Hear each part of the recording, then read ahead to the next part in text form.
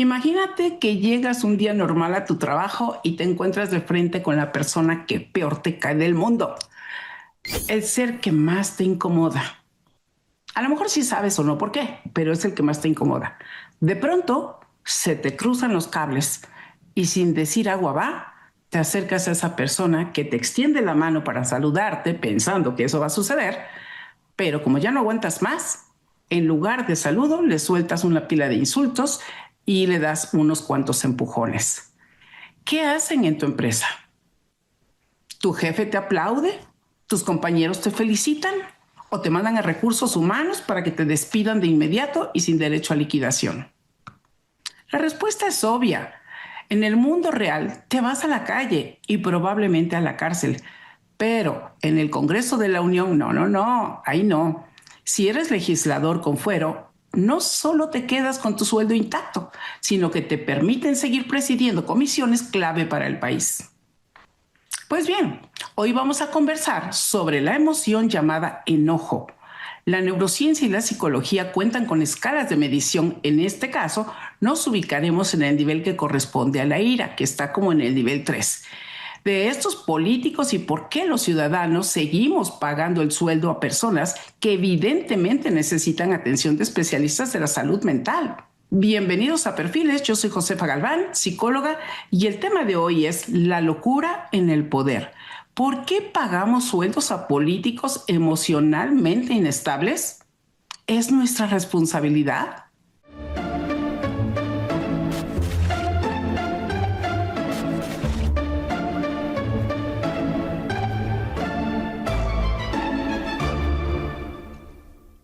Primero, el secuestro de la razón y el lenguaje de la violencia.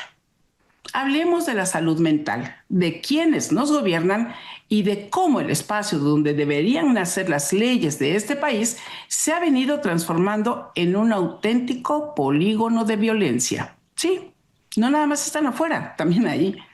En las últimas semanas hemos visto espectáculos deplorables, cada vez más frecuentes, que no son debates, son claramente asaltos de violencia. Los más mediáticos son, por ejemplo, el más reciente, Carlos Eduardo Gutiérrez Mancilla, diputado del PRI, 13 eventos de desborde.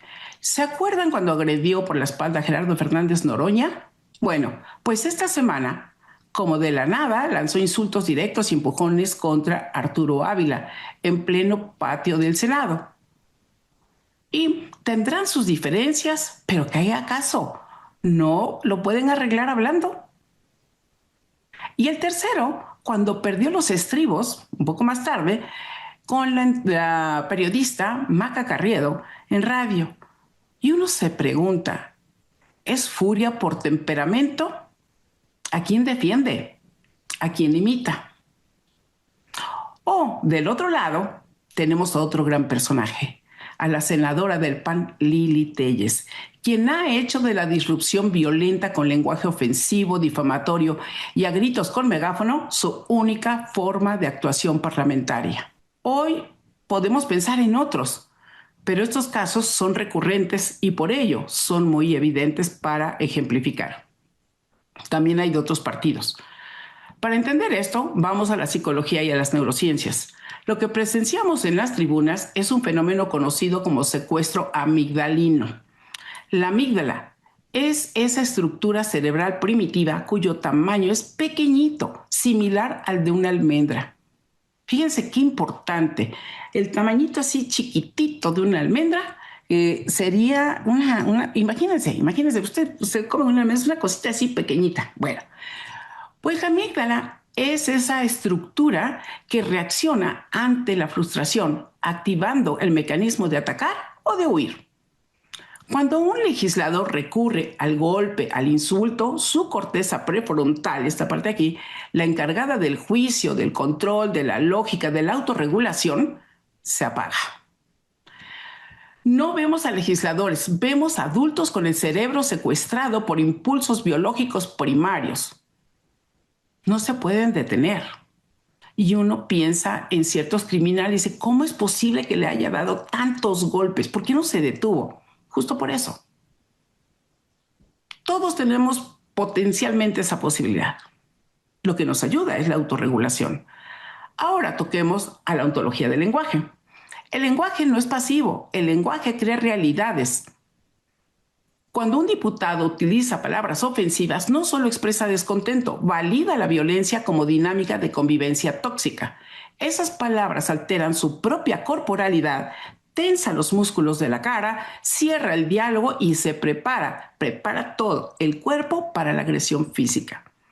Resultado de un enojo recurrente, crónico, progresivo, etcétera, pero también de impotencia puede ser. Ese tipo de lenguaje genera seres humanos violentos y ellos destruyen la poca dignidad del poder legislativo. Y no tan solo. Más personas del clan van copiando el patrón, como vimos en un programa de Milenio, a la diputada Larios.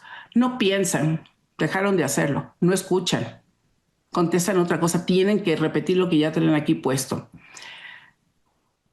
Como no piensan, su sentirse va a potenciar, se va a incrementar. Entonces, piensan o sienten que con el uso de palabras altisonantes y adjetivos denigrantes tienen más poder. Lamentablemente para ellos están equivocados, no es así. Segundo, la ironía de las comisiones y las debilidades de la ley. Lo verdaderamente alarmante es revisar qué posiciones ocupan estos personajes. Carlos Gutiérrez Mancilla es el presidente de la Comisión de la Juventud en la Cámara de Diputados. ¿Acaso no nos estamos quejando de lo que está pasando con la violencia entre los jóvenes? ¿La falta de respeto a la autoridad? ¿Qué mensaje mandan a las nuevas generaciones? El encargado de articular las políticas para 30 millones de jóvenes resuelve sus diferencias a base de zapes y amenazas. Parece que ya hay diputadas exhortando a la Junta de Coordinación Política para revisar su idoneidad. Pero, ¿qué va a suceder? Como siempre, con la urgencia de la tortuga. ¿Pasará algo? ¿Serán capaces ahora sí de moverlo? No lo pueden reconvenir. ¿A quién van a recurrir? Porque sí existen mecanismos. Por su parte, Lili Telles integra comisiones de altísima relevancia. Yo no sé si todavía siguen la de Seguridad Pública o la de Relaciones Internacionales, pero su participación ahí ha sido también tan mediocre, la verdad, no tengo otra palabra para decirlo, alguien que no puede hablar sin calificar al rival de narco, de caníbal, porque no propone nada, solamente se dedica a dar esos insultos que a mucha gente ya ni le hacen caso. ¿Sí me explico? Pretendiendo dictar la pacificación del país, porque ella habla de pacificación. Es la que va a los noticieros de Estados Unidos para hablar mal de nuestro país o de nuestra presidenta, que tiene sus errores, por supuesto. Pero, pues así actúan, ¿no? Si los de arriba se gritan y se golpean, ¿con qué autoridad moral le pedimos al ciudadano común que respete la ley? Instrumentos para frenarlos existen. Está el reglamento de la Cámara de Diputados, el del Senado, en el INE. Las mesas directivas deben hacer amonestaciones, apagar micrófonos, expulsar legisladores del Pleno, descontar sus salarios por romper el quórum e incluso usar la fuerza pública para restablecer el orden.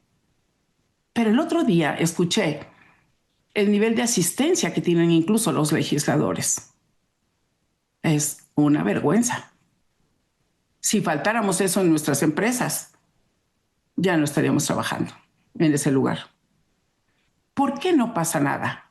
Porque los reglamentos parlamentarios en México son leyes de ornato debido a la complicidad partidista. Prefieren llevar la fiesta en paz antes que aplicar sanciones firmes que la ciudadanía desde hace mucho tiempo espera que ocurra. Tercero, miedo político y el caso de Maru Campos.